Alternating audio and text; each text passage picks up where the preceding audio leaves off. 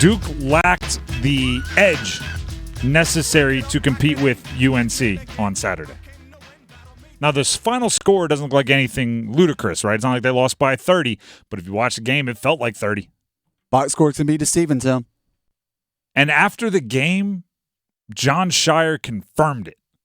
I'm watching the game going, they look soft at times. And I've talked about how insulting that is to call an athlete soft, and it's kind of the meanest I'll be to an athlete without getting personal. And they looked like their want to was being questioned. They looked like UNC was testing them, like a finger poke to the chest, right? Testing their ability to fight back. And they just never stepped up. After the game, John Scheyer, and we'll play the audio for you in a second, said he was not happy with the way they competed. If you can say that after a game as a head coach, and it be honest, right, and it was, and it came across as authentic, that's a problem. Here's John Scheyer after the game. I just wasn't happy with the way we competed, and that's disappointing for me. And you can play really well and compete your butt off and still lose to them because they're a really good team, but we didn't compete to the level that you need to have a chance to beat this team tonight. And that's what I'm disappointed about. But hats off to them. They were terrific. They're really good. I think they're as good as anybody. And we have to learn from this quickly, make no excuses, get back to work, and know there's second half of ACC play to go where this team can be really good. But tonight was not good enough. I have a serious question for everyone involved in Duke basketball. How in the world do you go into Chapel Hill as a Duke basketball team and not compete hard enough? How do you not go in metaphorical guns blazing? How do you not go into Chapel Hill with a me against the world, us against the world? It's just those inside our locker room against the world mentality. Win, lose, or draw. I can understand if you miss shots. I can understand if UNC puts up an unstoppable performance, right? They have one of those days where the hoop looks like a hula hoop and they can't miss. I can understand if they're more physical, more talented than you. But I cannot fathom your compete being questioned and not have someone stand up and start yelling and bringing the energy.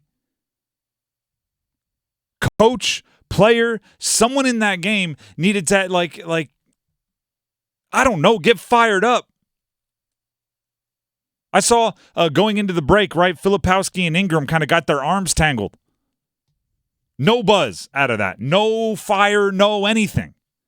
If you get your arms tangled with the other guy on the other team who's lighting you up, by the way, Harrison Ingram is giving you the business. Filipowski and Ingram get tangled up. Somebody had to try to do something the next time they got the ball.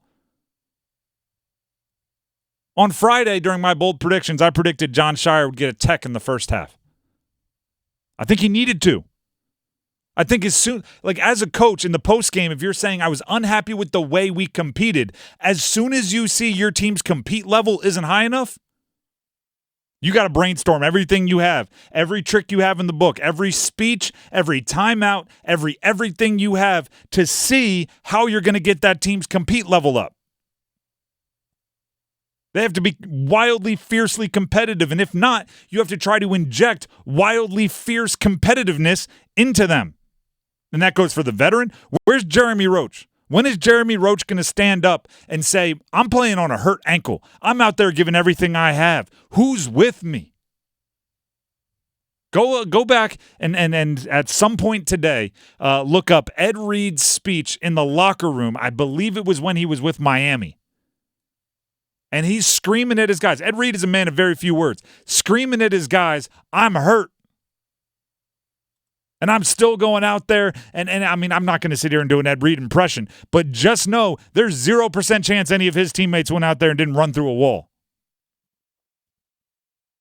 You have to pull out again, I've said this about Coach K. I've said this about coaches of that era. Sometimes I think they wore the shirt and tie, the jacket and tie, the coat and tie, just so they could take off the jacket and throw it when they needed to. They just needed an exclamation point. Roy Williams. Roy Williams. Sometimes I thought they could just describe a play, but they get the little clipboard, the dry erase clipboard with the court drawn on it, so they can draw it up. Not so they actually can draw it up, but slam it just on the so they chair. can break it and throw a pen. Somebody had to do that for Duke, and nobody did. A player needed to say at a timeout, "Coach, I got this. Guys, bring it up."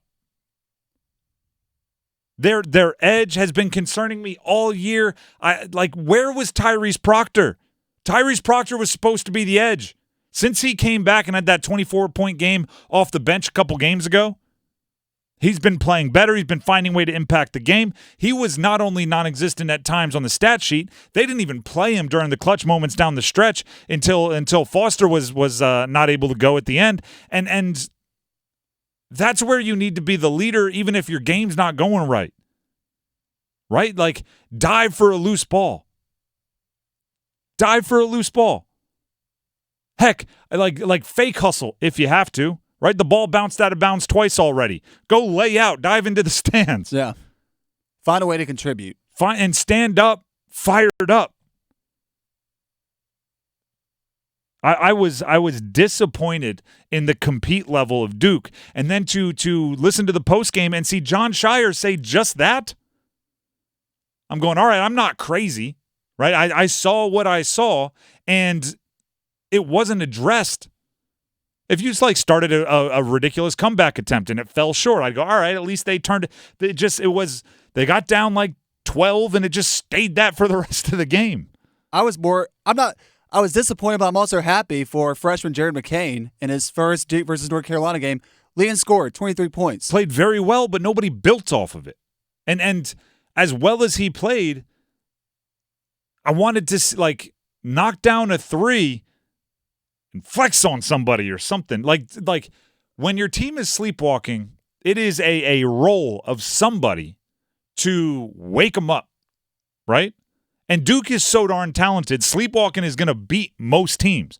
If Jared McCain puts up 23 in most ACC games, Duke's going to win. They could play running backwards. They got a bunch of 5 stars. But against UNC, if you don't wake up, it's going to be that game. And you're going to have Harrison Ingram running around in the postgame celebrating.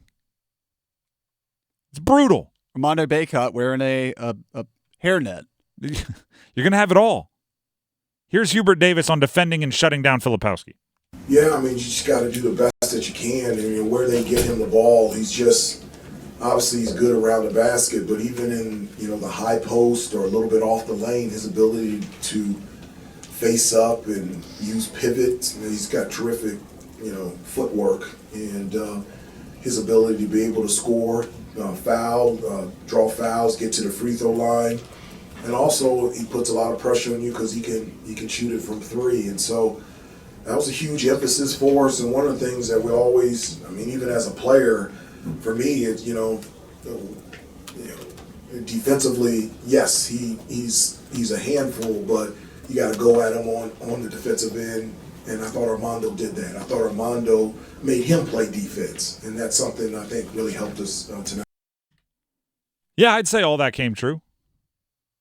And by the way, Filipowski is going to get his stats, right? With his high usage, he's going to score some points. But it just came down to ask somebody who won the matchup, Bacot or Filipowski. Obvious answer. You're a Wooden Award candidate. Can't be obvious. You can't be the one losing your matchup like that. Obvious answer.